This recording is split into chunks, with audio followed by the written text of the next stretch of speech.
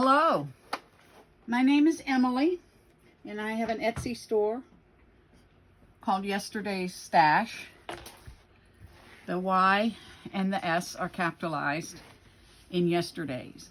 In yesterday's, or the Y, and then the S and stash, it's all one word. So today, I am just really excited to come on and show you my latest Jane Austen journal. I have been a Jane Austen fan for probably 30 years, have read all of her books, probably own most all of her books, and when I started making junk journals, the first search that I did on YouTube channels was to see what Jane Austen, I found out about junk journals when I did a search for junk journals and found the Jane Austen ones that people had made. So today I would like to show you this book, to show you a little bit about my journey in creating this book. I did use a set of quilting patterns from my thrift store. Let me show you that. For $2, I was able to get several of these, and I was able to match them up. So these are the ones that are left, and I will include a couple of these with the book when I put the book up on my store. And so most of what I use in creating my journals, all journals, but I do tend to favor doing Jane Austen journals, is based on what I can find at my thrift store. So I'm very fortunate that I have a thrift store that has been just so much fun to go in and say, now how can I use this in a Jane Austen journal? So the book is 6 3/4 by 9 by a little bit over a 3-inch spine. It has 3 signatures. It is 54 pages, turned and times 2 is 108. And I have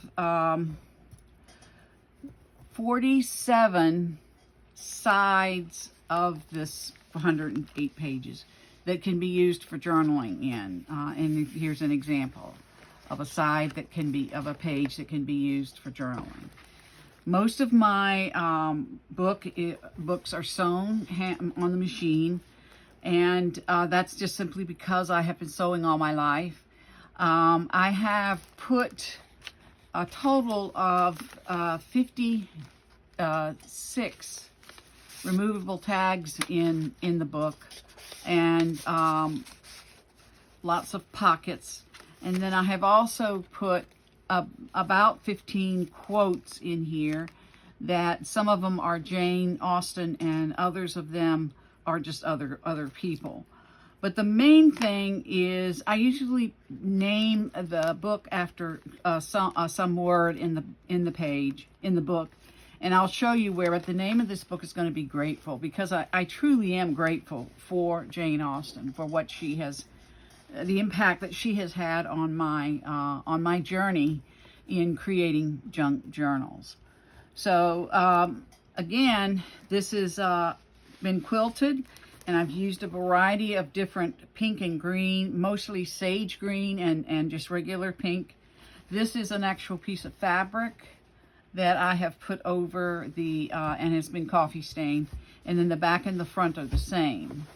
And then I have attached it with eyelets and this like silky kind of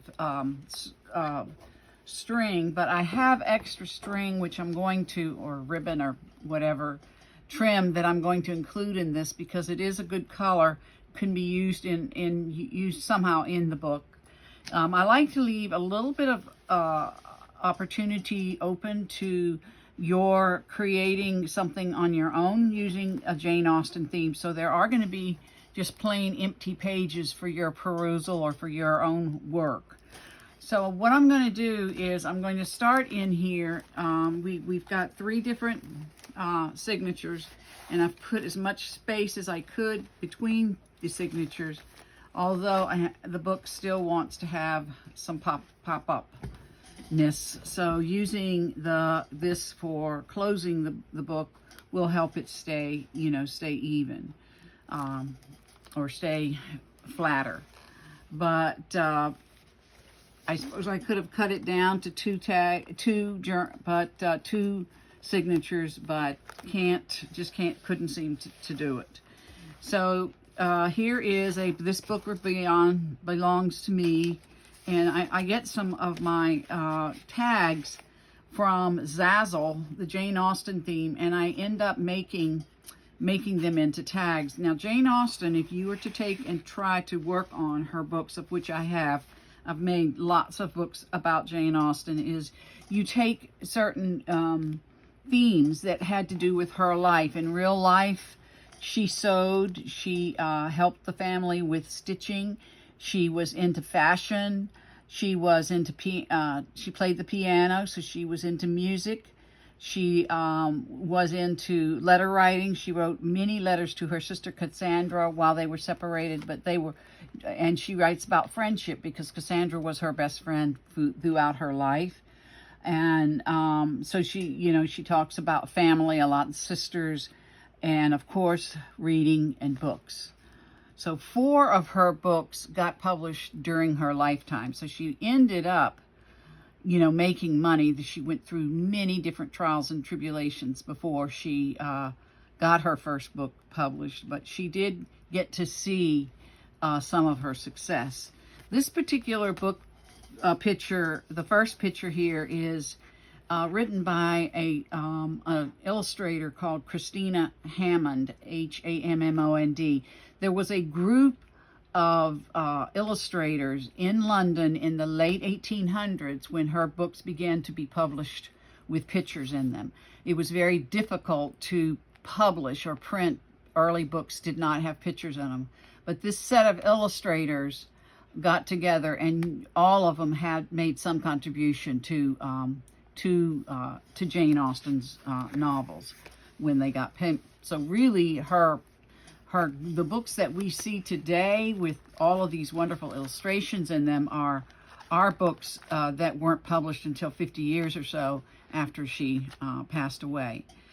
We use a lot of techniques in doing junk journals, and I'm continuing to learn. And one of the things is taking napkins and ripping them apart, or taking the layers off and making them into Mod Podge. And so I found the cutest one with a rabbit on it, so I had to include that in here.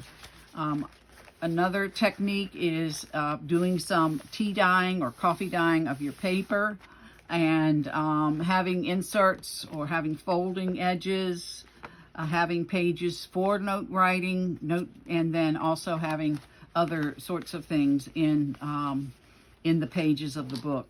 The book is also using a lot of lace. So the book and the techniques that I have used do use a lot of lace and trim.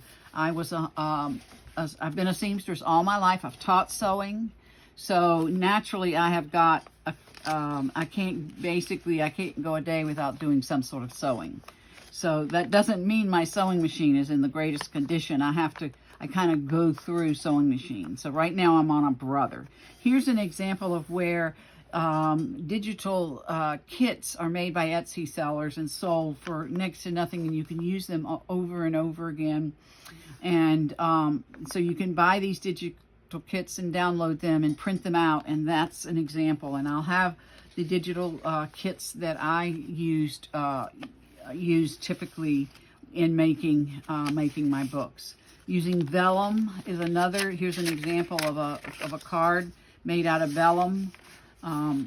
I probably have over 10 charms in the book. That's another technique that is used a lot. And I also have at least 20 fabrics, strips or laces or trims that I use and sew onto the sides.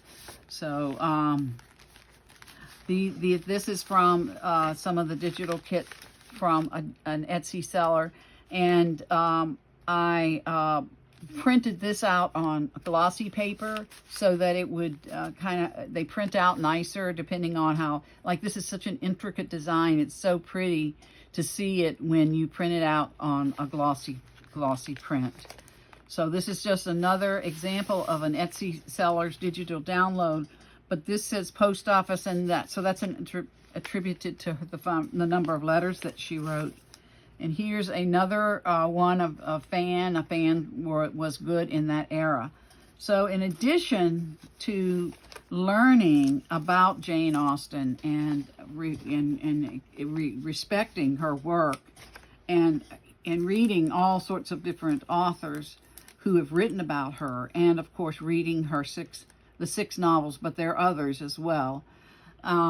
You can learn so much about her, and because I have such a passion for her, I tend to go on and on. So pardon me, I'm going to really try to keep this brief. This is an example of what we call sari silk, which is another item that is used a lot, and also cheesecloth and bags. So these are examples of techniques that can be used. And here's grateful. I have grateful across this page, which is one of the reasons I named the book this color. This is also a cluster that is used, and these pictures that I've put in here are pictures of the fashion in that time. Hats were big. One of the things that Jane talked to her sister, wrote her sister when she was in England in London with her brother. She had a brother that lived in London, and so she would go and stay with him and go to some of the fabric stores, and she mentioned that she got some ribbon for a hat. So we can kind of get a really good idea of what women were wearing in those days. Most of it was empire waist, and it was a deep round neck, and also there was some jewelry involved in it, and lace, and the clothes were made out of like a thin kind of a flowing fabric.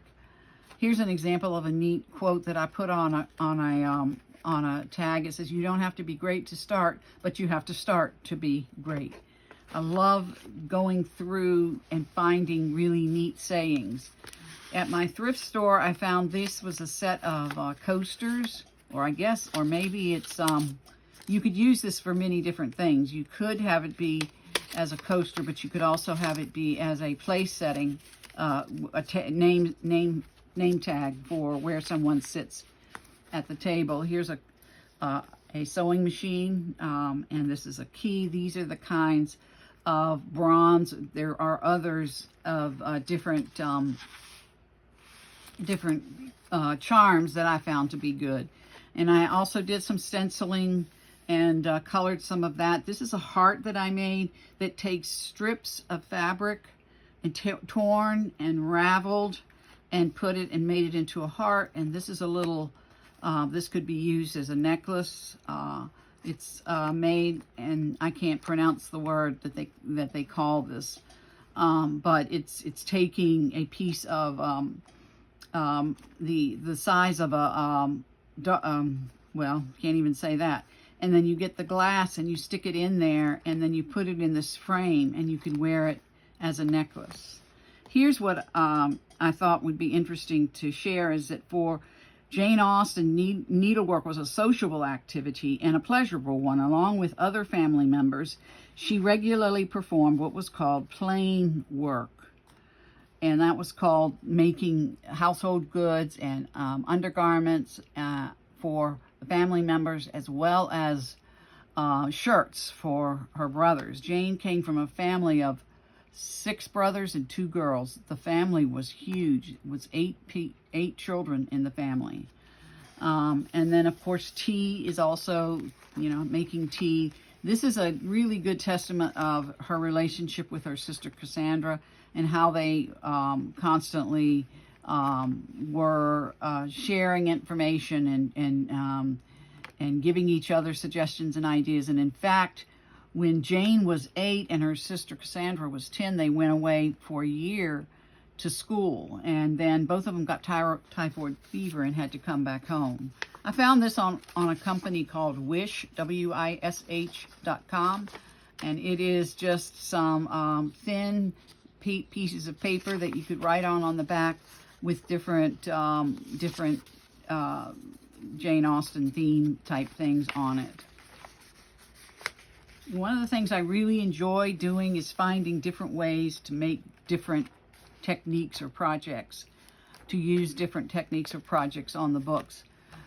This is an example of a page that I left blank, thinking that maybe if you wanted to add something, you could write your favorite poem if it's short, and you can also put some of your favorite sayings by her, and by Jane, or your favorite quotes, period. This is an example of, again, where you can take this and fold it like this, and or leave it open. These are, I found a digital download that had all 5 or 6 of her books that she wrote, 4 of them before she died, and 2 of them what we call posthumously, and that was Persuasion and Downton Abbey. So these books, Emma was the first book that she wrote, and then Mansfield Park she wrote probably a year or 2 before she passed away. She had a serious illness. We're not quite sure what it was, but some people call it Addison's disease. Here's another blank page for you. Here's some quotes from a set of cards that I found. I like this. This was so cute. Bird notes. And another place for writing. These are pages for writing on. Bookmarks are a big thing. You got to have a bookmark. More drawing. This is a set of cards that I found at Tuesday morning that were invitations to a program, or invitations where you wrote down what your menu would be. And so I took them and changed them up to make them appropriate for a book. And here's a question: who does Jane Bennet marry in Pride and Prejudice? So the most famous book that Jane Austen has written is Pride and Prejudice. And if you watch movies, the 1995 movie was the one that had Colin Firth in it as Mr. Darcy. And Jane is her older sister and confidant. And in this fiction, we feel like that it was pretty easy for Jane to talk about friendship with siblings because of her relationship with her own sister, Cassandra. Another bookmark, some pictures. This one is by C.C. Brock. And again, the date on it is 1895, which means that they started illustrating her books. There's another stencil that I colored. Here are more examples. A lot of the 5 or 6, Hugh Thompson is one, and then the Christina Hammond, and then the Brock brothers, and there were others. They kind of were a clan of illustrators. And when they first started, I mean, they illustrated books by many different authors. But Jane Austen was one that they illustrated. And you can see a similarity in every book. There is the certain illustration just reminds you of a Jane Austen novel. This is a page out of a book.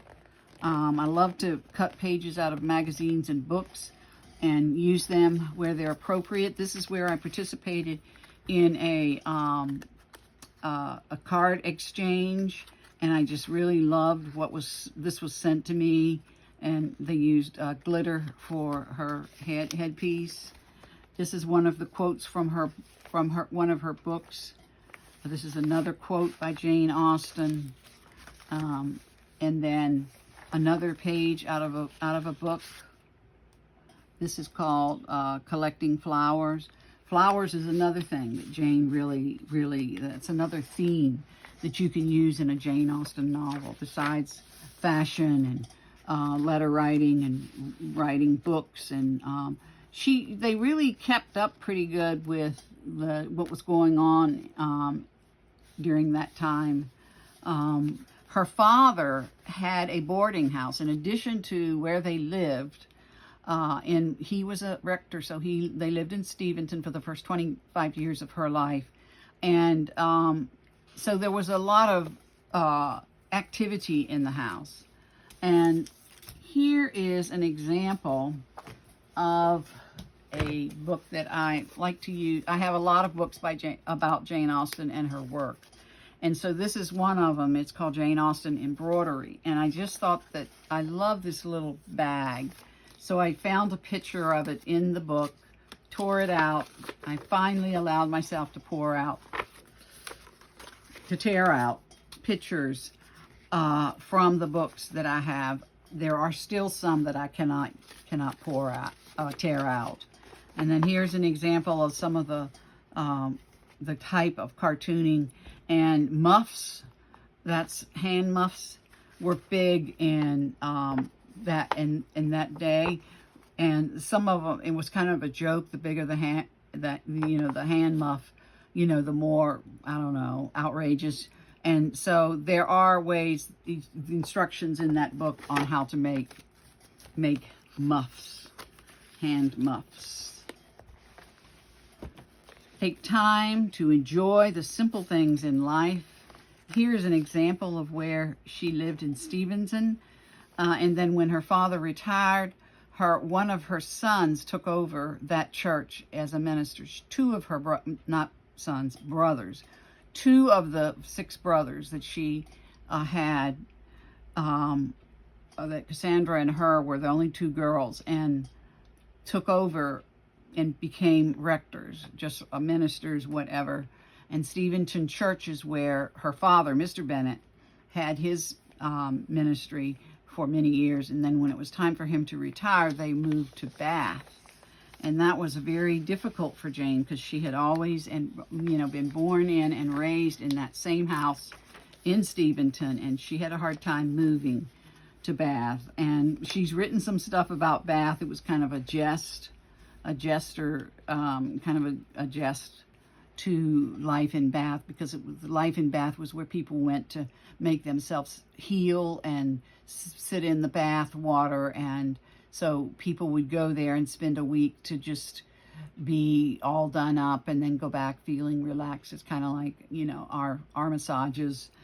Here's another picture out of a book. It's of a lane. And if you will remember, like a lot of times in Jane's novels, especially if you look at any of her movies, she and a guy and a woman, or the protagonist in the story, would be going on walks. And so that's why I put that in there, because I thought it was really interesting. And here's another story of Longbourn.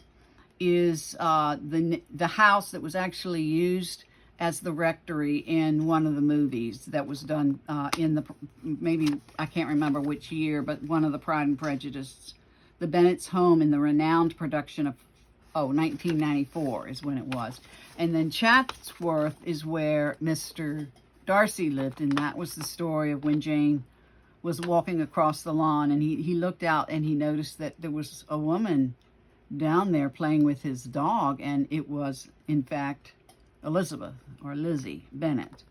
And she and her uncle and aunt had driven over there just to look at the outside, but the lady that was there, the maid, showed them on the inside of the house. Some people think that the reason that Lizzie ended up marrying Mr. Darcy is because she saw the beauty of Chatsworth.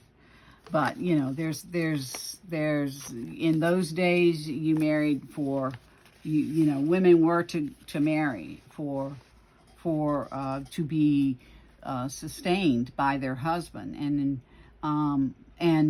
men, if their parents had anything to do with it, you only married women who were going to come into money. And of course, Jane was a country girl, and she wrote about country life in middle class. She was middle class, and all of her protagonists in all of her books are middle class women. So my personal favorite of of the 6 that she ended up writing is Northanger Abbey. And that was not one that was probably the last book that she wrote. I know Persuasion and Northanger Abbey. But a lot of, I just really liked it because she was a more mature writer by Sense and Sensibility and Pride and Prejudice. And those types of books were written before she died. But I liked Northanger Abbey because of her more mature writing. And then you see in a lot of the stories where they're run to the window to look out to see who's coming. And I just thought that was so cute because she and her sisters would have done that. And in fact, the first time Mr. Darcy came to visit their home, they were all out there looking. It was Mr. Darcy and Mr. Bingley. And Jane, the older sister, was the one that was favored or in favor by Mr. Bingley. But Mr. Darcy talked Mr. Bingley into not marrying beneath him because men needed to marry of high standing. And of course, Jane and her family were only middle class. So here's a charm of an angel watching over us. That's the picture of Bath. This is another tag here with some embroidered flowers that I found off of Wish. And then here's another. This is a really cute. A proud girl stands strong and knows when she does a good job. And I think that a lot of the books that Jane, the protagonists are the women in the books, the middle class women who are mentioned in her books, of which the stories are a lot about being strong, standing up for yourself. And of course, Elizabeth Bennet was probably one of the most outstanding characters in any novel that talks about a woman of that time being standing strong for herself and kind of being outspoken. And when Elizabeth turned Mr. Darcy down, he went for Charlotte, and Charlotte just, oh yes, I'll be your, whatever. And he found that he wanted somebody that had more of a spine to her, and that's where he continued to pursue Elizabeth. So this is where I took a file folder and played around with it and added pockets and added some lace and some trim and some or pleated fabric using different colors of thread. Just a lot of fun. I mean, these are so much fun to come up with. And this picture here is what we think, and we're not sure, we can't be for sure, that this is a painting. Cassandra was the artist, and Jane was in the Austen family, and Jane was the writer, and so she would write something and Cassandra would illustrate it. So we think that this is a photo drawn by Cassandra of Jane. Here's an interesting what they say about her.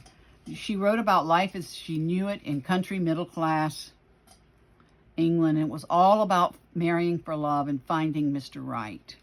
And she never married, but her female novelists of her day or any woman in that day was all about finding Mr. Right. So the heroines of Jane's novels are middle-class girls, sometimes having fallen on hard times, and still end up having made excellent marriage to exactly the right person. So, for instance, Emma with Mr. Knightley in Emma, and was it, I can't remember, Emma Woodhouse, Mr. Knightley. And there were others. I'm not going to try to say all of them, but most all of the novels have a woman who has fallen on bad times and who is taken in and treated poorly, maybe makes the first decisions that they make are not so good. Lots of publishers have come up with different ways to illustrate. And like, for instance, in Northanger Abbey, there is a thing about a red dress. So that is, you know, why that has there. And then this is Emma, and she's out walking in the garden. But what's interesting about that time was we can't, when you read the book, the story Emma, you don't really see Emma as being one to walk around in a black gown. But the publishers of that time were, I mean, that was when, say, Gothic got big, and so they put that in there, and they were able to publish it that way. So that's just an example of just wealth of interesting information that can be found in if you do research on her, on Jane Austen, her life, and on the 6 or so different books that her characters. This is more of that pleated, torn fabric. Here are more tags, and here's an example of a woman in that day wrapped with a scarf and holding a book, but it kind of gives you an idea of some of the fashion of that time. Here is Mr. and Mrs. Bennet. You know how Mrs. Bennet was kind of, and Mr. Bennet was like, oh, he couldn't, you know, she was wanting all of her daughters to get married, and that was the whole purpose of Pride and Prejudice. And so it shows, this particular, it shows that they are sitting in a room with their backs to each other. Kind of a comic on how the different ways that they approach things. Here's 2 more of the books. This is the Sense and Sensibility, and this is Persuasion. More of the fold-outs. This is a tag that goes in this little, this is interesting. If you ever played the piano, of which I did, I took piano lessons, and so did Jane. I guess her mother might have taught her. Jane's mother actually came from an upper class lineage, and you know, she married, quote, down, which is, but rectors were well respected. But rectors did not have a lot of money, and so the thinking was you are supposed to marry someone who has money. But she, you know, truly married for love. But do you remember, if you ever played the piano, all of your piano teacher would write all of this stuff?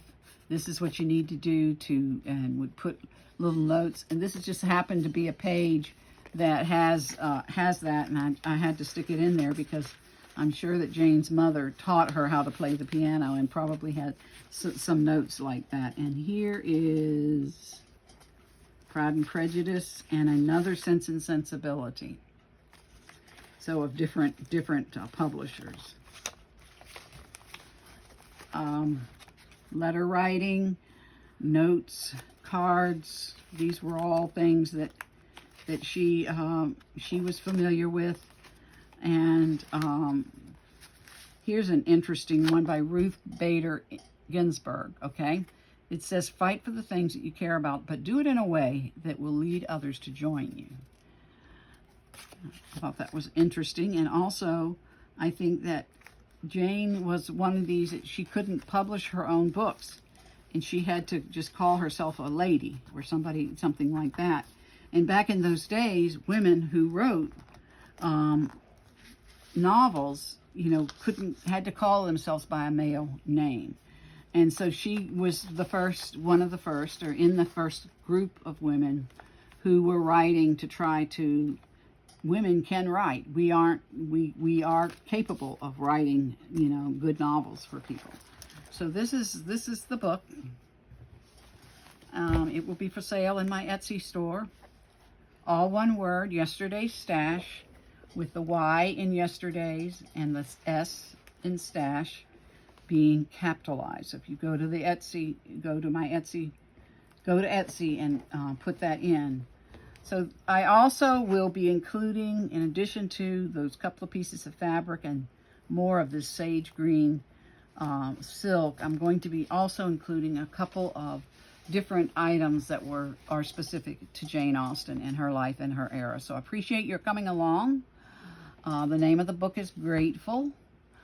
And I know you have a lot of places to go, a lot of different junk journals out there, which are just fabulous, and I get so much inspiration from them. And I appreciate your coming along and watching me with this particular book. So thanks for coming along, and hope to see you again soon.